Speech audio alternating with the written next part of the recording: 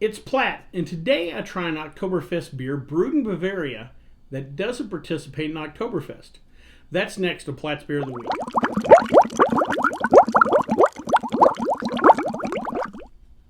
Platt here, and we're still continuing on the theme of Oktoberfest slash Marzen style beers. It's the fall, just makes sense. The particular one we're going to try today is the Ayinger Oktoberfest slash Marzen beer. A little background on the brewery. The brewery was founded in 1877 in Ayinger, Bavaria, Germany. The brewery has been in the family for 7 generations. The whole time the same family has been running it, and it still is family ran to this day. Like a lot of breweries over in Europe, there's more to it than just a brewery. The family also owns a hotel and an a la carte restaurant on the premises. So you could kind of make an entire weekend of going to the brewery, which does sound like a bad idea. Maybe a nice couples retreat. The brewery follows the strict German purity laws of 1516, also known as the Reinheitsgebot. If you don't know anything about that, back in 1516, the Germans set strict rules of what could be called beer. And they only allow 4 ingredients to go in their beer: water, barley, hops, and yeast. So if you drink a beer that falls under that category, you won't see any orange peel or coriander, no raspberry flavored this, that, or the other. They keep it simple, but I think they still produce excellent beers. They have a full range of German-style beers: Pilsners, Dunkels, Winterbocks, Weizenbocks, and Marzen-style beers. As I say at the start of the video, they have a unique situation. They are brewing in Bavaria, but they do not participate in the big Oktoberfest in Munich. And that's because the brewery falls outside of Munich. It's about 25 kilometers outside of town. And the big Oktoberfest, the world's largest Oktoberfest in Munich, only allows the breweries that fall inside the city limits. So Ayinger is out on that. But they still like to have fun around Oktoberfest, and they sponsor other festivals more localized in the area around the brewery. Before we give this particular Oktoberfest a try, let's check out the stats.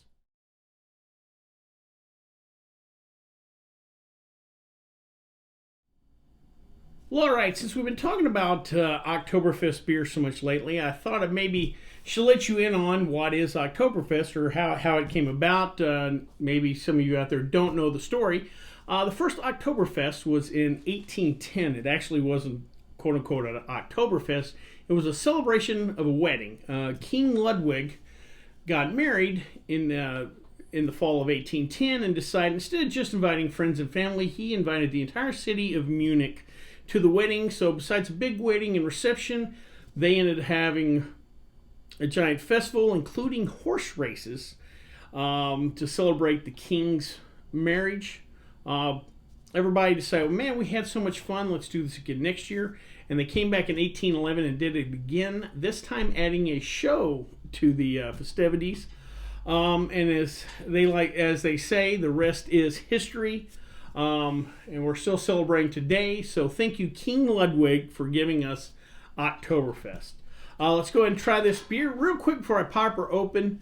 You may see they have a little scene on top of the cap, not just a generic label, but they have a little scene. And I've looked back in the past on other bottles, and they had each year, I guess they do a different little scene on the cap, but I thought that was kind of cool.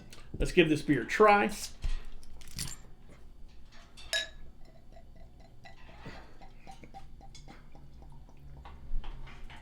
All right, we get a nice, well, I'm going to compare that almost to Sam Adams Boston Lager in color.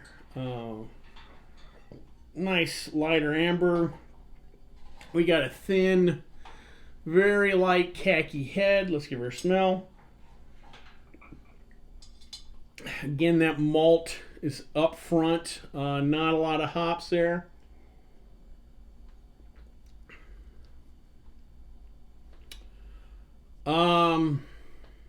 Yeah, this beer reminds me of more of a European style lager beer. It's not a funkiness like from the yeast, but you know how some of those European beers get a little skunk to them, for lack of a better term. I mean, this comes in a brown bottle, so it's probably not getting that green bottled beer skunk, but it's got something a little, I guess, just more Euro to it, for lack of a better word.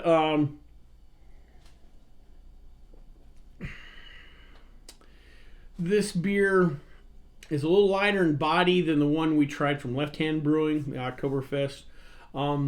Still has plenty of substance to it. There's plenty of malt. The beer's still in balance, but I really don't pick up the hops. Maybe a faint bit in the finish. The finish is low medium-ish as far as finish-wise.